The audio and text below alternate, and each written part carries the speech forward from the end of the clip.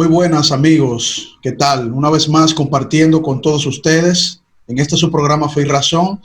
Es un programa que dedicamos para llevarle la gloria y la honra a nuestro Señor Jesucristo a través de nuestros análisis bíblicos, históricos, científicos, filosóficos, con nuestros hermanos que siempre nos traen estas reflexiones, estas investigaciones de nuestro espacio. Todo sea para la gloria y honra de nuestro Señor Jesucristo. Una vez más con nuestro hermano y amigo, el licenciado Julián Musa, director de la emisora Radio Eternidad, que también es teólogo, es apologista y siempre comparte con nosotros las informaciones que él o el Señor le ha permitido investigar para edificar al pueblo de Dios. Julián, bienvenido una vez más, hermano. Dios te bendiga.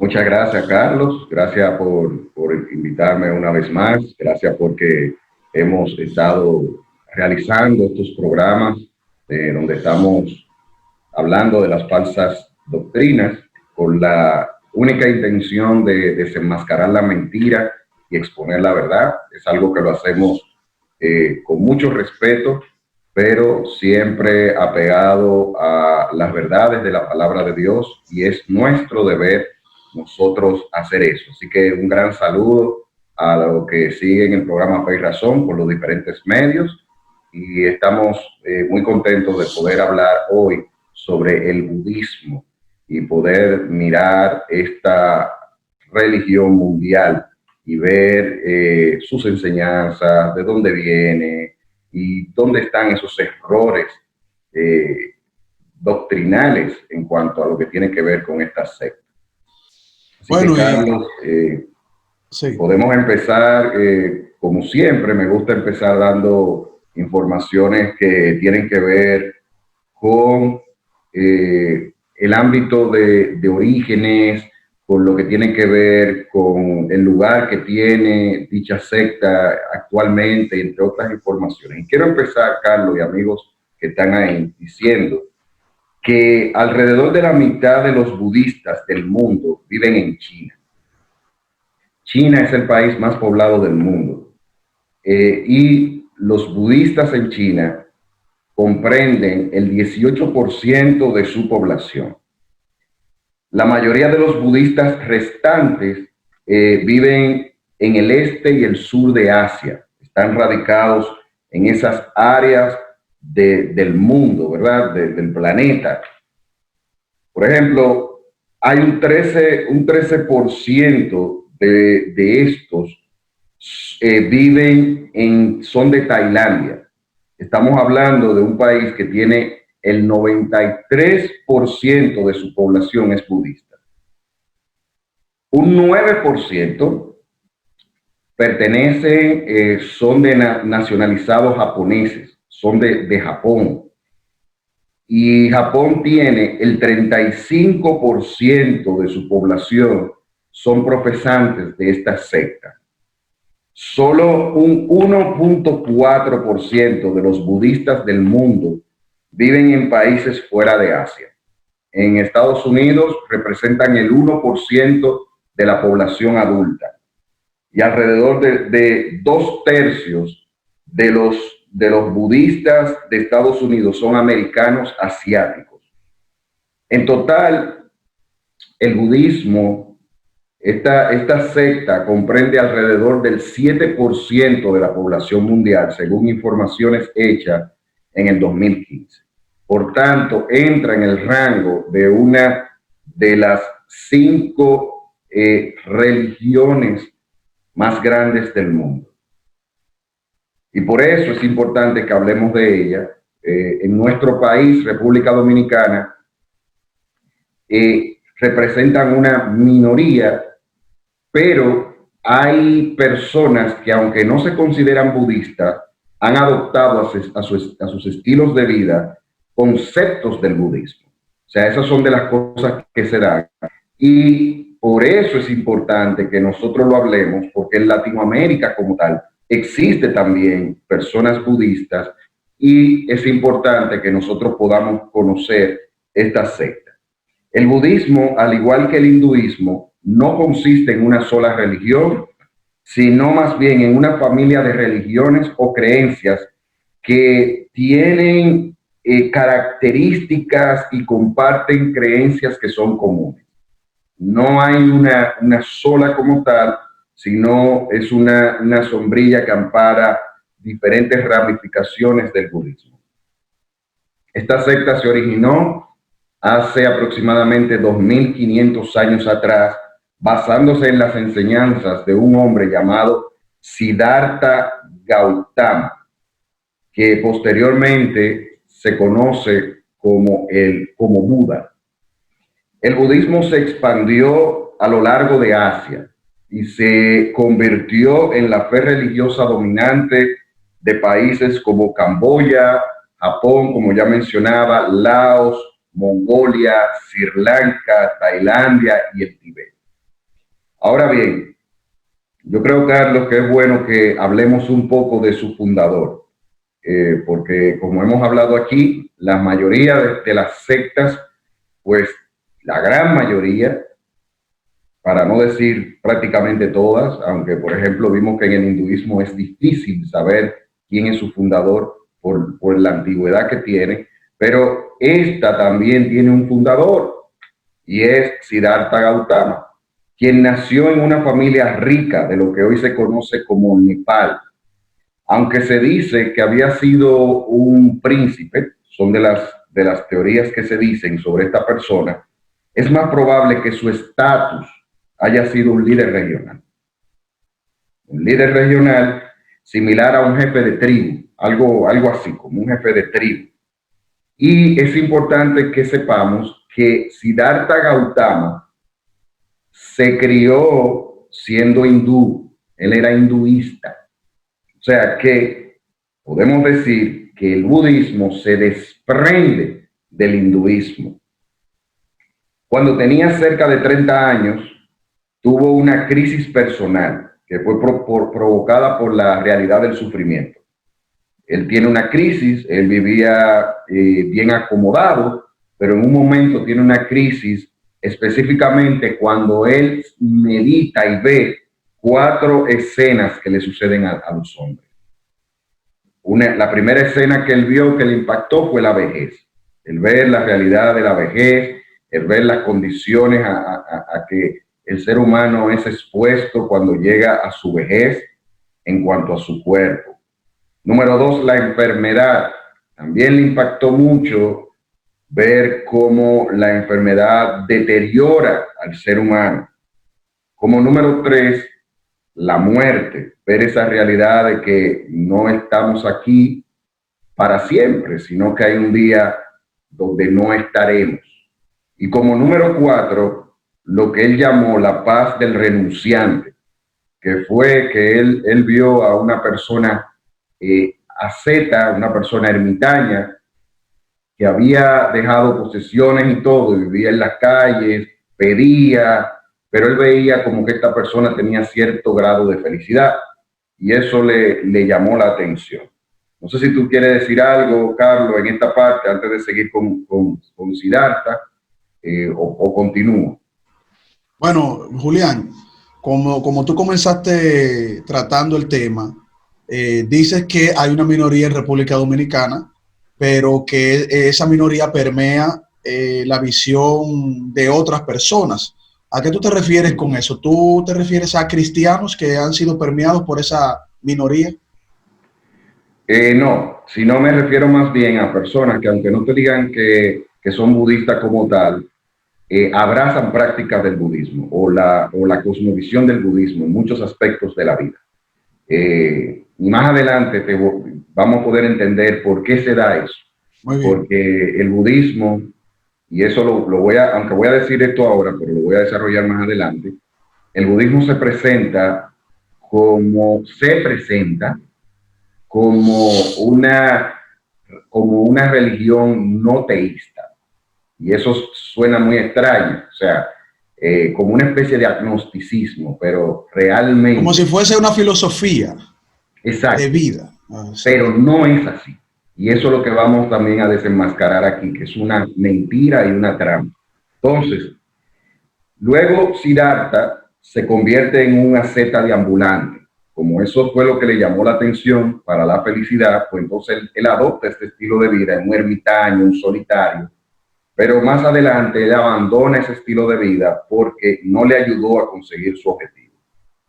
Se dice, y según él enseñó, y según sus seguidores enseñaron también, que él logró el nirvana, o sea, la perfecta iluminación.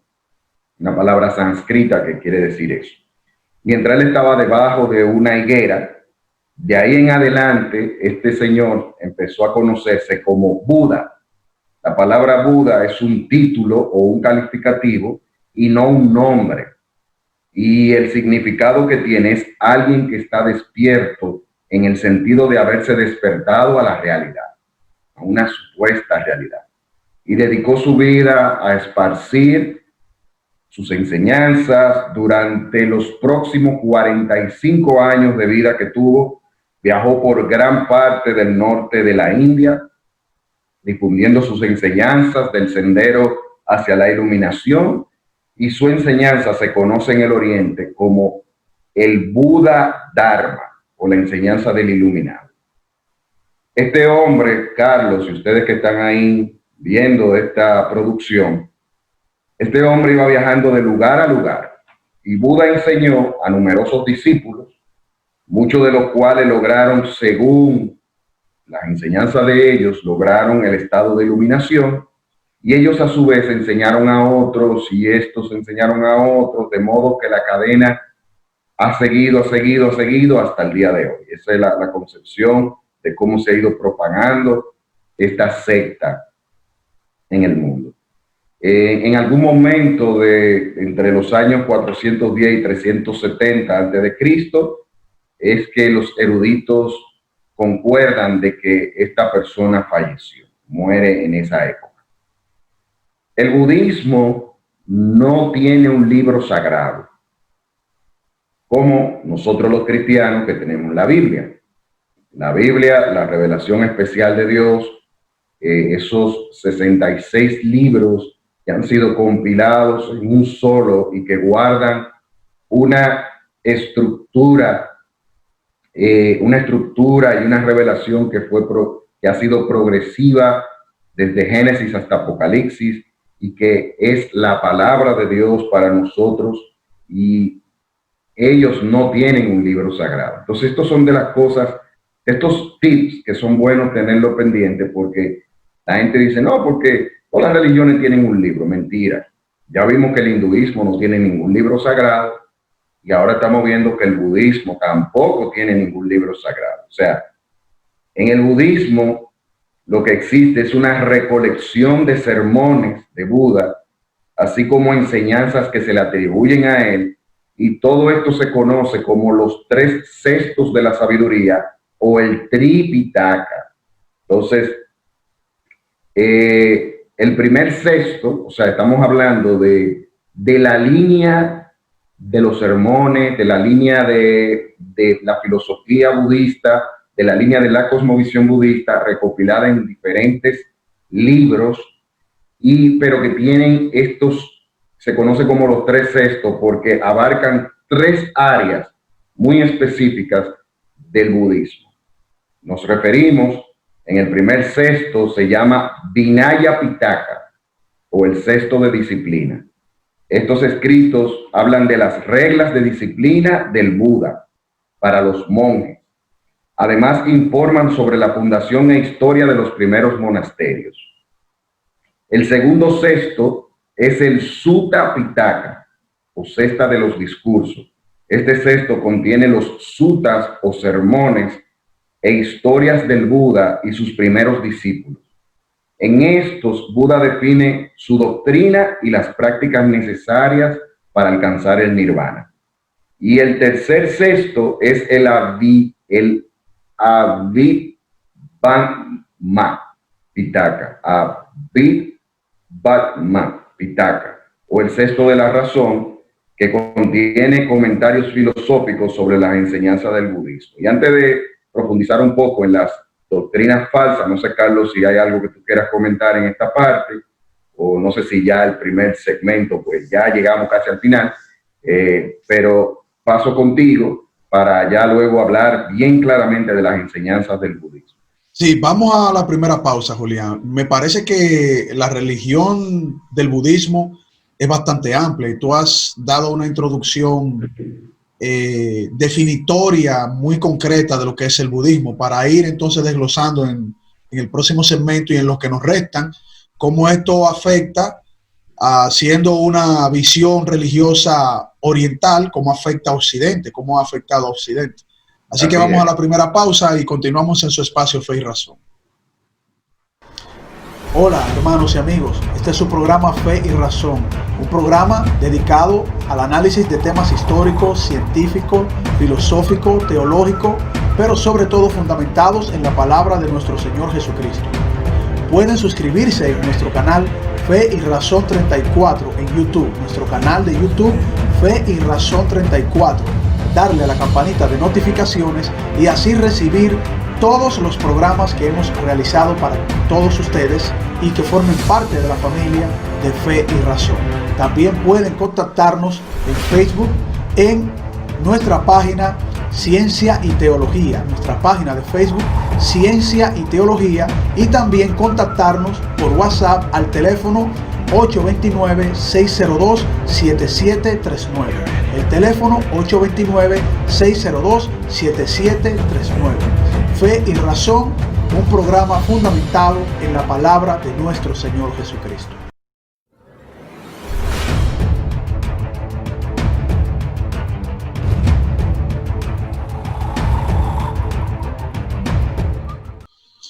Bien, continuamos en su espacio Fe y Razón, compartiendo con nuestro hermano, el licenciado Julián Musa, quien nos trae en estos capítulos que hemos estado desarrollando las falsas doctrinas. Hoy le corresponde al budismo. Julián, continúa desarrollando porque sabemos que este tema del budismo es muy amplio, muy amplio. Sí, realmente sí es muy amplio.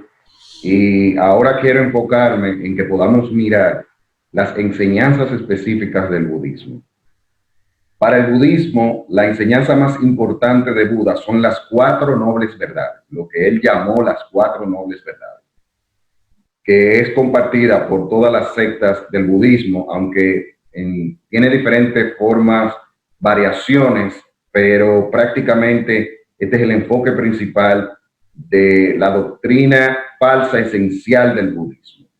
Y estas 4 verdades son el dukkha, o la verdad del sufrimiento, número 1. El número 2, el surgimiento de dukkha, que es las causas del sufrimiento. La tercera es la extinción de dukkha, que es el fin del sufrimiento. Y la cuarta es el camino que lleva a la extinción del dukkha, que es el camino hacia la libertad del sufrimiento.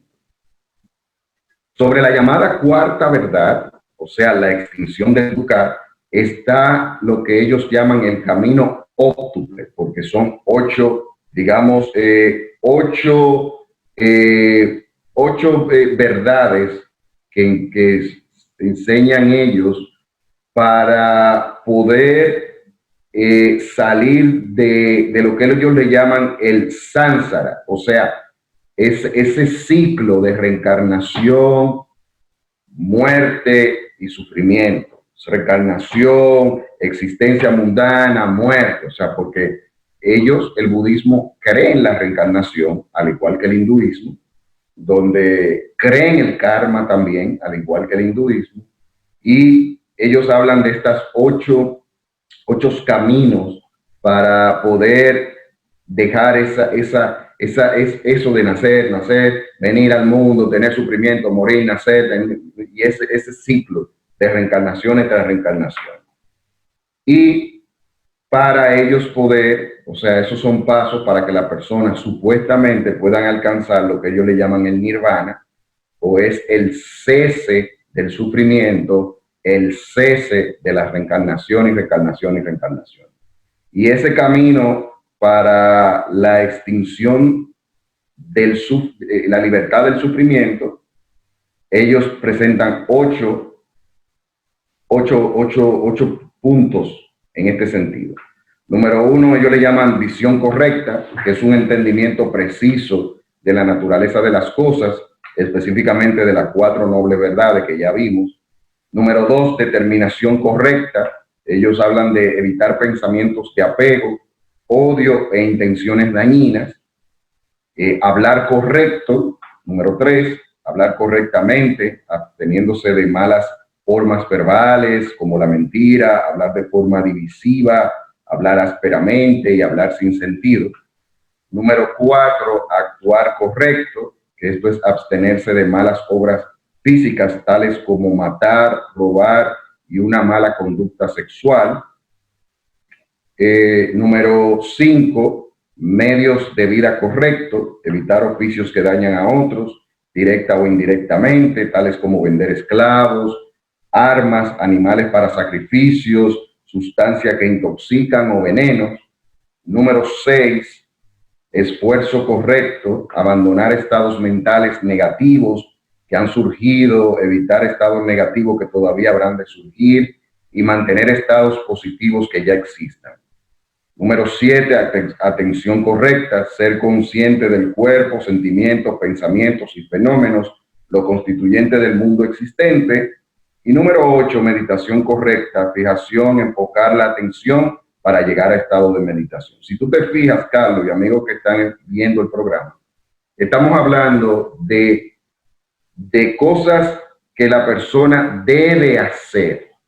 Aquí caemos en un punto donde siempre hemos querido enfocar una verdad que está detrás de todas las sectas falsas, y es eso de que el ser humano puede por sí mismo lograr cosas para que esas cosas, por medio de sus propias obras, los lleven a asuntos vinculados a la eternidad, asuntos vinculados a lo que sucede después de esta vida. O sea, lo que nosotros llamamos, que es totalmente incorrecto a la luz de la Biblia, la salvación por obras y no la salvación por fe.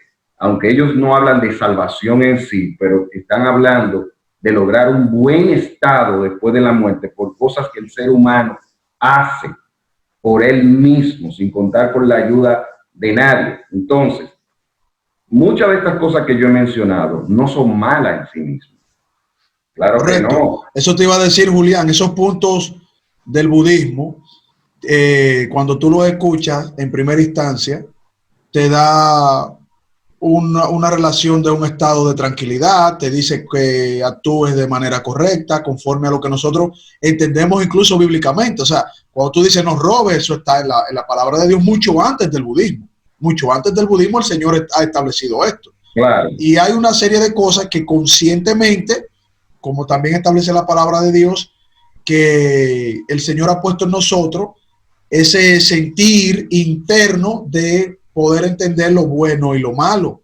Ese es el punto. El apóstol Pablo dice, voy a parafrasear, Julián, pero tú, si recuerdas la cita bíblica, lo puedes mencionar, de que para los que no son israelitas, que no conocían la ley que el Señor había entregado a Moisés, para ellos mismos se hacen ley a sí mismos cuando su conciencia les llama a entender lo bueno y lo malo. Es lo que Pablo dice en una de sus citas. No lo estoy diciendo textualmente, sino que estoy recordando el sentido de la cita que Pablo llama, incluso cuando le presenta esto a los judíos, cuando él estaba predicando sobre nuestro Señor Jesucristo, que ellos reclamaban el por qué se le predicaba a los gentiles, a los griegos, y le tocaba precisamente la ley de Dios y la ley moral del Señor precisamente. O sea que eso está en Romanos capítulo 2. Exactamente. Romanos capítulo 2, ahí en Romanos capítulo 1 y capítulo 2, habla muy claramente el por qué el ser humano tiene una inclinación de aplaudir lo bueno y rechazar lo malo, aunque claro está, eso tiene que ver porque Dios ha puesto su ley moral en el corazón de los seres humanos. Hay una conciencia, es algo que Dios nos ha dado, y esa conciencia hace que el ser humano acepte estas cosas, aunque claro está, cuando Cristo no ha regenerado el corazón de una persona, esta conciencia no ha sido purificada y por ende no va a tener un correcto discernimiento de lo bueno y lo malo, y las inclinaciones de la persona sin el Señor no van a ser basadas en la conciencia específicamente, sino basadas en sus pensamientos y sus deseos pecaminosos, como la Biblia dice. Y por la gracia de Dios que ha sido dada a todos los hombres, una gracia, lo que teológicamente se conoce como la gracia común, el ser humano no es tan malo como podría ser y sigue hoy por hoy reconociendo aspectos morales que son buenos y son malos, y eso se evidencia en todas las religiones. Correcto. O sea, que no es por el hecho de que sea el budismo, es por el hecho de que eso forma parte del ser humano. Aunque todas las religiones lo presenten, pero siempre estarán en un franco enfrentamiento a lo que el Señor nos pide, porque no completan. Y como nadie puede completar eso que el Señor que nos creó nos pide, por lo tanto Jesucristo hace el papel de darnos esa plenitud para llegar al Padre solamente por Jesucristo. Exactamente. O sea, ninguna religión, nadie por esfuerzo humano, porque la religión, las sectas, las religiones y todo esto que hemos estado analizando no es más que medios creados por los hombres para tratar de, digamos, de sentirse, de tratar de llenar ese vacío existencial que solamente Dios llena y que todo ser humano lo percibe, porque lo que de Dios se conoce, dice la palabra de Dios, nos ha sido dado. O sea, hay siempre un cuestionamiento dentro. Entonces mucha gente abraza un sinnúmero de ideas como para tratar de, digamos, de acallar la voz de su conciencia por un lado, y por otro lado para tratar como de estar bien con esa deidad, pero por sus propios medios, porque hay un egoísmo, hay un entronizamiento del hombre que solamente puede ser cambiado cuando somos regenerados, cuando somos transformados, y eso solamente sucede por medio de una relación personal con Jesucristo. Bueno, lo que tú has presentado hasta ahora del budismo, todo el desarrollo del budismo se centra mostrando las verdades del sufrimiento. O sea, todo ellos lo centran en el sufrimiento. Hasta ahora lo que he podido escuchar del desarrollo que tú nos has traído. Y sí, tratan de aplacar ese sufrimiento dándole cabida al mismo sufrimiento. Porque eso fue lo que vio Buda, ¿no? En el primer momento, cuando se lanza a buscar esa verdad reflexiva, filosófica, y se enfrasca en un viaje religioso, ¿no? Y por la maldad del corazón del hombre, cambian al Dios verdadero por mentiras. Entonces, nos vamos a dar cuenta, ahora voy a entrar en una parte, casi ya, nada más voy a decir un poquito de algo para entrar en una parte, pero que tiene que ver con lo que yo decía, de que el budismo supuestamente no es una religión, no es una secta, supuestamente no es un movimiento sectario, religioso, vamos a decirlo así. Pero hay algo que no quiero dejar, Carlos, y es que ese tema de la meditación, eso de la meditación, que aquí también yo creo que tenemos que tocar eso, porque la meditación, el budismo te lo hace a través de unos mantras que son palabras o frases repetitivas que se cantan en voz alta o de manera interna, y a menudo esos mantras están vinculados a figuras budistas en particular. Mira ahí donde ya entra el tema de que es una creencia metafísica, o sea, a budistas particulares cuyas cualidades se pueden cultivar mediante la repetición. Y esto fue algo que Cristo objetó muy claramente, el tema de los mantras, y ahí tocamos un poquito, aunque hablamos de eso muy profundamente con el hinduismo, del hacer yoga. O sea, estos mantras y estas cosas, el Señor lo condena. Nosotros vemos en Mateo 6:7, cuando ores, no hagas vanas repeticiones de manera interminable, como hacen los seguidores de otras religiones. Piensan que por sus repeticiones recibirán respuesta solo por repetir las mismas palabras una y otra vez. Eso no es orar.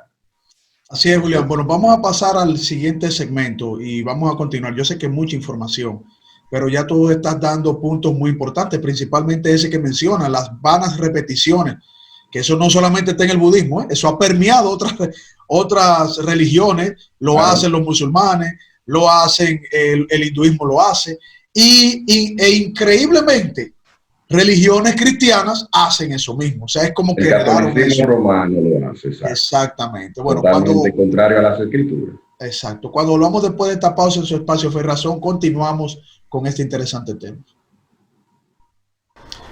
Hola, hermanos y amigos. Este es su programa Fe y Razón, un programa dedicado al análisis de temas históricos, científicos, filosóficos, teológicos, pero sobre todo fundamentados en la palabra de nuestro Señor Jesucristo. Pueden suscribirse en nuestro canal Fe y Razón 34 en YouTube, nuestro canal de YouTube Fe y Razón 34, darle a la campanita de notificaciones y así recibir todos los programas que hemos realizado para todos ustedes y que formen parte de la familia de Fe y Razón. También pueden contactarnos en Facebook en nuestra página Ciencia y Teología, nuestra página de Facebook Ciencia y Teología, y también contactarnos por WhatsApp al teléfono 829-602-7739. El teléfono 829-602-7739. Fe y Razón, un programa fundamentado en la palabra de nuestro Señor Jesucristo.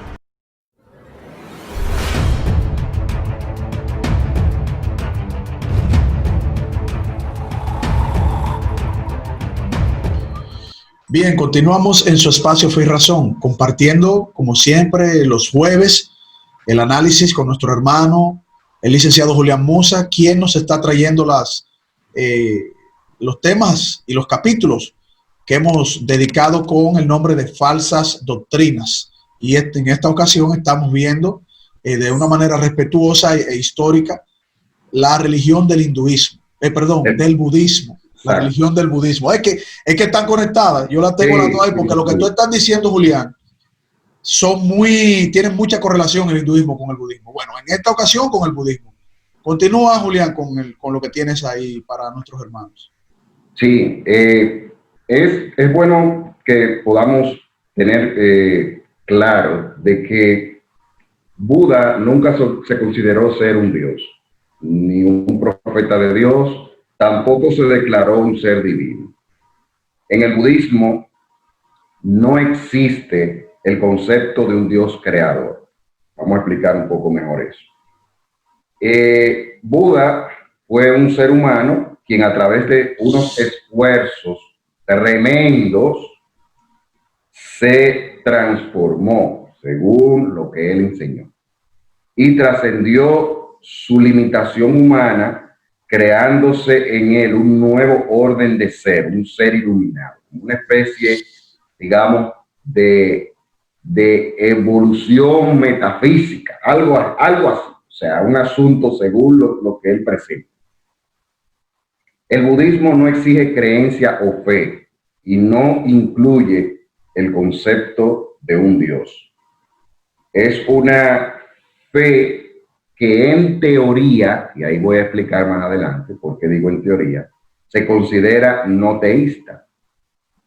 Y dicen que la existencia de Dios se considera irrelevante, ni se afirma ni se niega, como una especie de agnosticismo, supuestamente. Ahora voy a explicar por qué digo supuestamente. Solamente hay que ver los templos budistas, las cantidades de estatuas vinculadas a esta persona, desde imágenes diferentes, incluyendo la famosa de una imagen de un señor gordo, obeso, muy obeso, riéndose mucho, sin cabello, que es una de las manifestaciones que a lo largo del tiempo han representado en el budismo lo que significa la prosperidad y todo ese tipo de cosas. O sea, solamente tenemos que ver los templos budistas, vuelvo y repito, la adoración que se le hace a esas estatuas para nosotros tener bien claro ¿de qué se trata? De una idolatría donde al personaje de Buda lo han convertido en un dios. Hay una adoración a esta persona. O sea, que eso es una mentira, ¿no? Que el budismo es ateo, hay gente que han dicho. Eso no es cierto. El budismo es idólatra. El budismo no tiene, el budismo en un sentido tiene una connotación teórica agnóstica que ciertamente son otras formas de doctrina falsa, tanto el ateísmo como el agnosticismo, pero en este sentido lo que quiero especificar es que es una idolatría lo que hay detrás del budismo. Los budistas no tienen ningún concepto sobre el pecado, sino que consideran que la causa del sufrimiento humano es la ignorancia. Tú tenías algo que comentar en ese sentido, Carlos. Hay un punto importante que tú mencionas, Julián, porque el budismo presenta un origen del universo exactamente igual a los filósofos materialistas griegos, porque sabemos que hay una conexión ahí pecaminosa para rechazar al Dios creador, ¿no? A nuestro Señor Jesucristo. Y por eso esta visión religiosa les es muy satisfactoria a los materialistas, a los ateos, porque el budismo presenta un origen del universo de una sucesión de eventos causales, ¿verdad? Ligados a la naturaleza, como los filósofos griegos, Entonces, eso de decir que no son idólatras y que no tienen una conexión de deidades, sí, ellos tienen una conexión de deidades, ellos tienen dioses. Lo que pasa es que no tienen un dios principal, sino que se lo dejan todo a una sucesión de eventos naturales que van creando esos dioses. El budismo es politeísta también. Ahora, Buda rechazó los dioses del hinduismo. Los dioses del hinduismo que tienen a Brahma, Shiva, o sea, exacto, que tienen una identidad muy concreta. Pero Buda tuvo una idea, una visión muy apegada y similar a los griegos. O sea que eso hay que tenerlo en cuenta. Lo que tú acabas de decir ahora es muy importante, Julián. Adelante. Sí. Gracias, Carlos. Eso es un muy buen aporte. O sea que estamos viendo de que es una secta idólatra, y la idolatría es algo totalmente condenado por la palabra de Dios.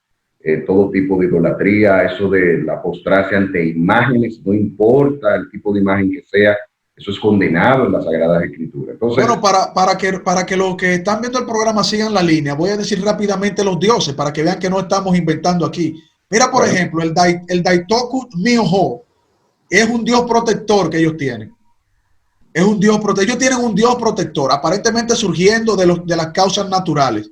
Tienen a Gonzatse Myoho, otro dios. Ese dios es según el culto Shingon del budismo japonés, o sea, el budismo que los japoneses aceptan. O dios del carácter protector con tres caracteres, con tres caras, perdón, amenazadoras y 8 brazos tiene ese.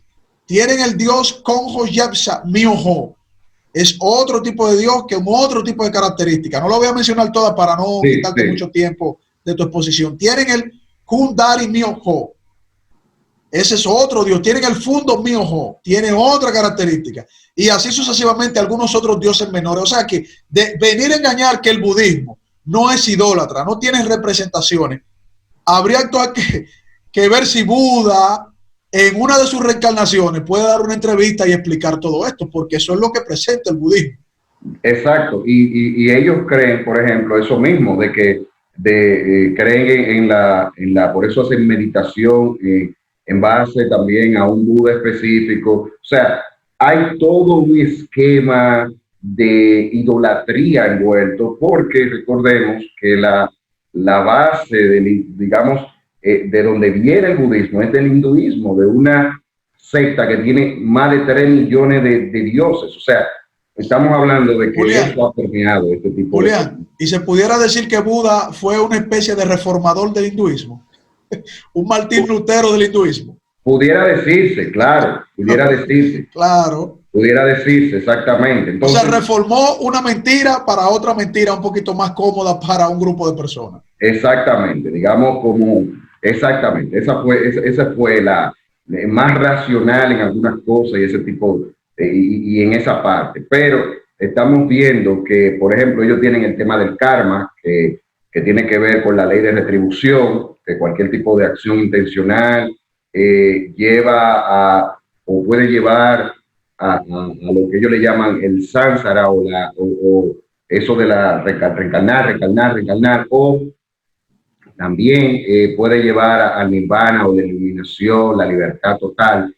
En el budismo también hay una corriente que habla de que la persona puede decidir en qué va a reencarnar. Eso también es algo del budismo, a diferencia del hinduismo. Eso también está en el budismo. Solo quiero mencionar las diferentes ramas del budismo que son más famosas, que es bueno conocerla. Está lo que, por si la gente lo escucha por ahí, sepa que es lo mismo. Están las 4 ramas principales, que son el Mahayana, el Theravada, el Vajrayana y el budismo Zen. Son diferentes formas de ver el budismo, pero todas, digamos que tienen los mismos tipos de creencias y tienen sus variantes. La figura religiosa más reconocida del budismo actualmente, en la actualidad, es el Dalai Lama. Dalai Lama es una persona que mucha gente ha oído hablar del Dalai Lama, pero no sabe quién es el Dalai Lama. Eso es todo un tema, el Dalai Lama, es un tema aparte también. Es un tema aparte, pero esa es la figura más importante actualmente del budismo, que mucha gente va a verlo y todo este tipo de cosas. Estamos hablando del líder espiritual más importante de una línea del budismo llamados los Gelug o los gorros amarillos. Es una escuela del budismo tibetano. Sabemos que el Dalai Lama es del Tibet y es una forma de budismo, una mezcla entre budismo Mahayana y Vajrayana. Se cree que los Dalai Lamas, son manifestaciones reencarnadas del Bodhisattva, voy a repetir, ¿sabes que estas palabras no son del lenguaje popular de nosotros, ¿verdad? Del Bodhisattva, de la compasión y del santo patrón del Tíbet. Los Bodhisattvas son seres realizados, inspirados por un deseo de lograr la budeidad para el beneficio de todos los seres sensibles y han hecho voto de ser reencarnados en el mundo para ayudar a la humanidad. Ellos han hecho voto para ser reencarnados. Oye el misticismo que hay ahí. Entonces, el Dalai Lama actual es Tenzin Gyatso, quien nació en el 1935 y es considerado por muchos budistas el anterior 13º Dalai Lama, quien era Thupten Gyatso. O sea, esta es la figura principal, es una persona budista, es una persona que supuestamente es reencarnación de otros, no es una persona meramente un filósofo, sino es líder de una falsa doctrina. Entonces, Carlos, yo quiero ahora hablar... Estas personalidades pudieran entrar, Julián, a tu consideración como anticristos. Sí, claro. Dice la palabra de Dios. Sí, son falsos mesías, falsos cristos. Entran ahí porque son personas que son buscados y son seguidos, sus enseñanzas son practicadas y son enseñanzas como el Señor Jesús le llegó a decir a los fariseos, que son ciegos y que si un ciego guía a otro ciego, ambos van a caer en el hoyo. Bueno, Julián, podemos pasar al próximo bloque, ¿verdad? Ya terminamos este tercer bloque para continuar desarrollando lo que tú tienes. Sabemos que es mucha información. Probablemente tengamos que hacer otro programa y seguir profundizando en algunos de estos temas para que nuestros hermanos estén lo más empapados posible y no nos dejemos engañar, porque estas cosas pudiesen entrar dentro de nuestra cosmovisión, ¿no? Claro. Y que cualquiera de nuestros líderes pudiera ser permeado con esto, o algunos falsos pastores y algunos falsos maestros pudieran estar enseñando eso en algunas denominaciones. Ya continuamos con nuestro espacio Fe y Razón. Hola hermanos y amigos, este es su programa Fe y Razón, un programa dedicado al análisis de temas históricos, científicos, filosóficos, teológicos, pero sobre todo fundamentados en la palabra de nuestro Señor Jesucristo. Pueden suscribirse en nuestro canal Fe y Razón 34 en YouTube, nuestro canal de YouTube Fe y Razón 34, darle a la campanita de notificaciones y así recibir todos los programas que hemos realizado para todos ustedes y que formen parte de la familia de Fe y Razón. También pueden contactarnos en Facebook en nuestra página Ciencia y Teología, nuestra página de Facebook Ciencia y Teología, y también contactarnos por WhatsApp al teléfono 829-602-7739. El teléfono 829-602-7739. Fe y Razón, un programa fundamentado en la palabra de nuestro Señor Jesucristo.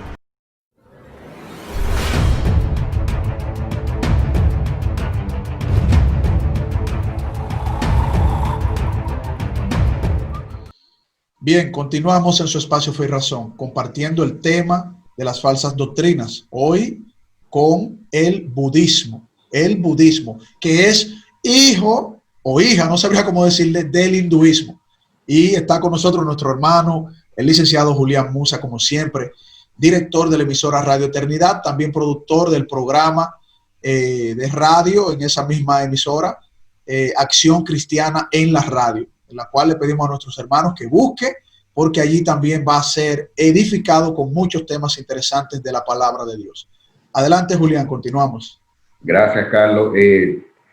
Ya en esta parte, último segmento, yo quiero enfocar algunos aspectos diferenciados, claves de la doctrina, de la falsa doctrina del budismo y el cristianismo como tal, lo que la Biblia enseña, y también algunas informaciones de cómo poder abordar una persona que esté caminando, creyendo que está caminando en un sendero que le va a llevar hacia una verdadera paz, está caminando hacia un sendero que lo llevará a lo que Cristo llamó el castigo eterno.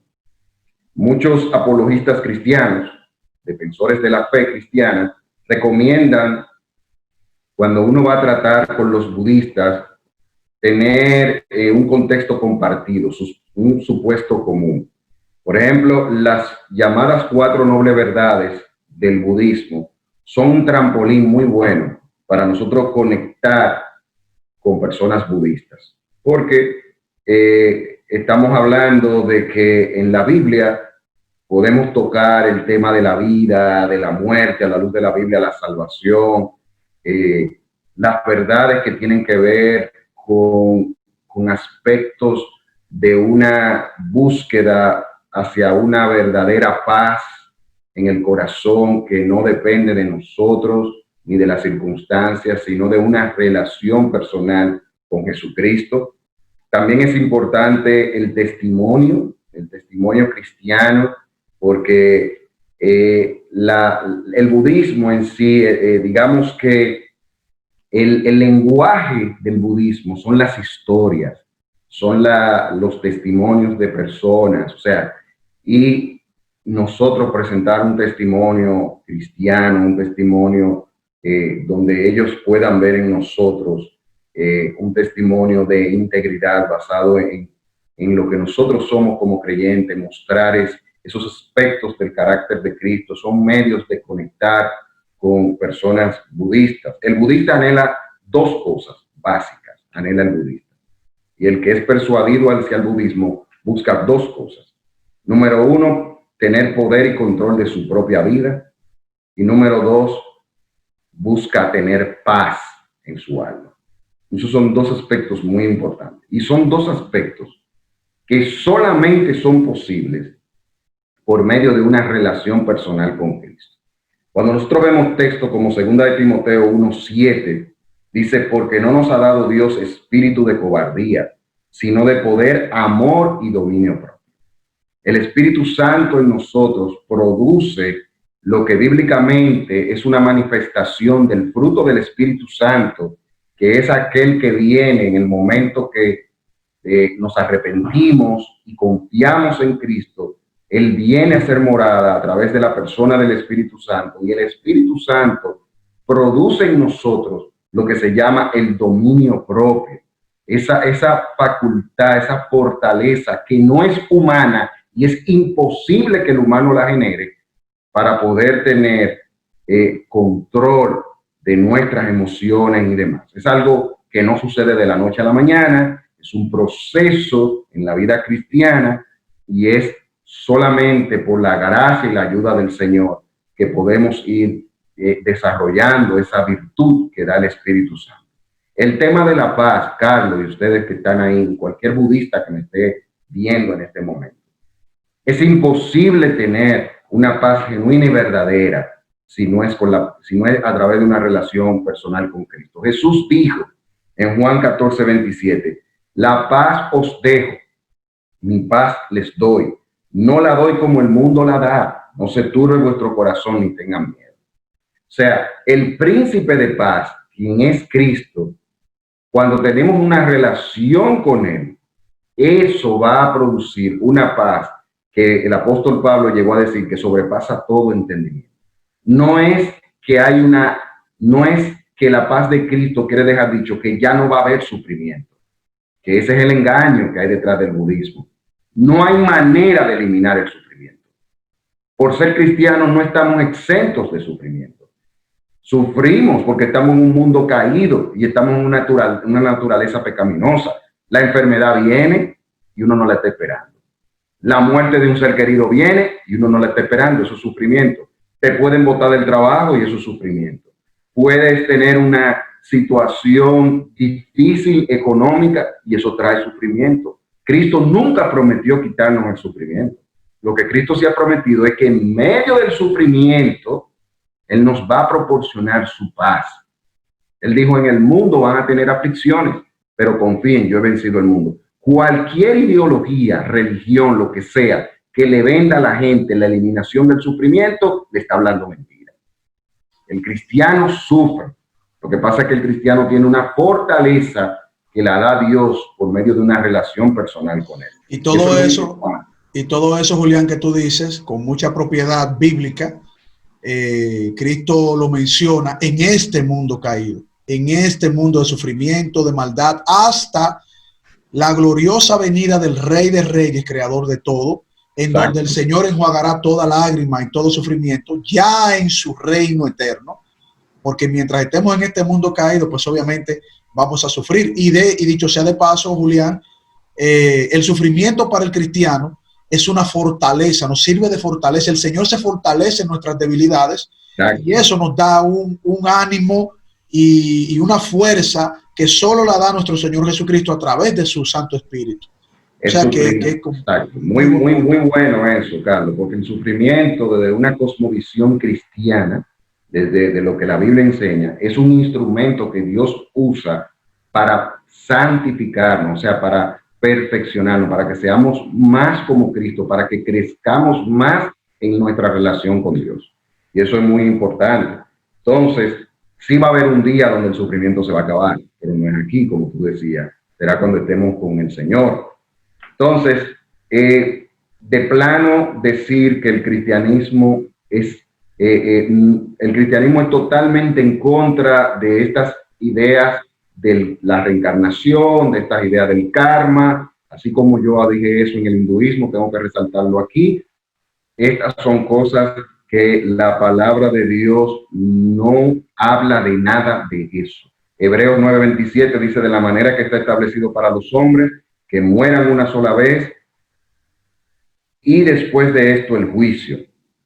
En el cristianismo se habla de resurrección, no de reencarnación.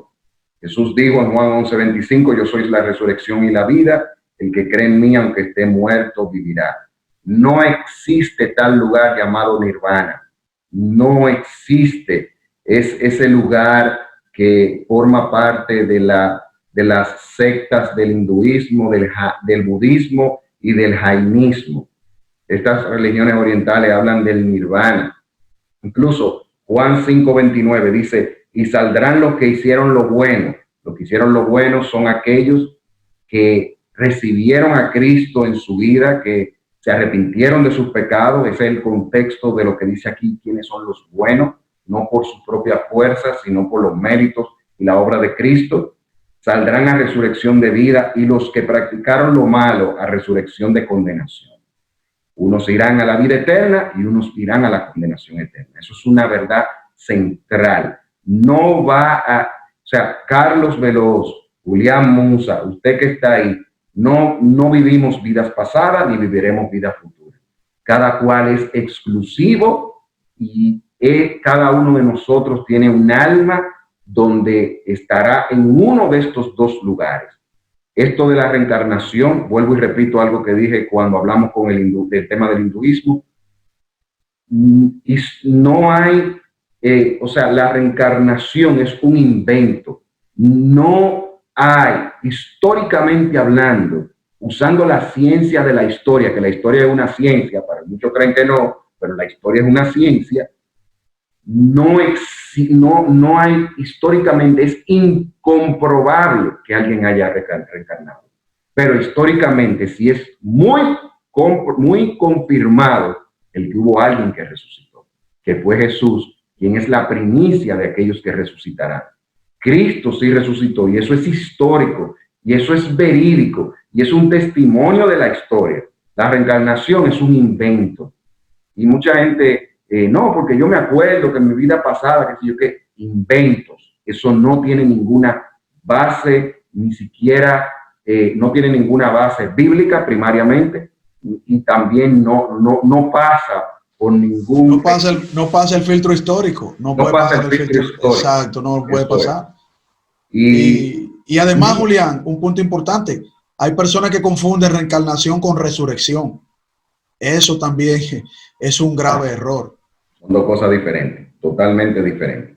Reencarnación es esa sucesión de vida, de que una gente que muere, su espíritu, su alma se mete en otro cuerpo y tiene otra vida y demás. Resurrección es que nosotros mismos Dios en un momento determinado, con voz de ángel, con trompeta de Dios, descenderá del cielo, como dice la palabra, y los muertos en Cristo resucitarán primero. O sea, nosotros mismos vamos a resucitar, pero con un cuerpo glorificado, con un cuerpo similar al con el que Cristo resucitó. Eso es lo que enseña la Biblia. Ya nos queda un minuto de programa, Julián. Y ya para terminar, simplemente decirle a ustedes que están siguiendo el budismo, que están caminando por un camino peligroso, y esperamos en Dios que todo lo que ustedes han escuchado, reflexionen sobre esto, saquen sus conclusiones, que Dios les liberte de ese camino que lleva a la perdición, que es uno de los caminos.